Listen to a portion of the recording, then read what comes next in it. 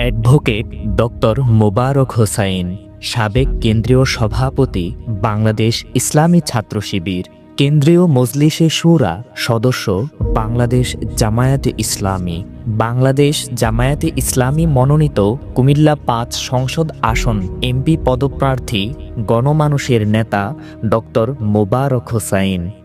ইশতেহার। এই বুড়িচং ব্রাহ্মণপাড়া আমাদের সবার। স্বাধীনতার ৫৪ বছর পরও মানুষ আজ ন্যায়, কর্মসংস্থান আর নিরাপত্তার আশায়। সময় এসেছে সত্যিকারের পরিবর্তনের, ন্যায়, আদর্শ আর উন্নয়নের পথে হাঁটার। কুমিল্লার ৫ আসনের মানুষ চেনে এক নিবেদিত প্রাণ ডক্টর মোবারক হোসাইন, একজন শিক্ষিত, সৎ ও পরিশ্রমী নেতৃত্ব, যিনি সারা জীবন মানুষের পাশে থেকেছেন। ছাত্র জীবনে সারা বাংলাদেশকে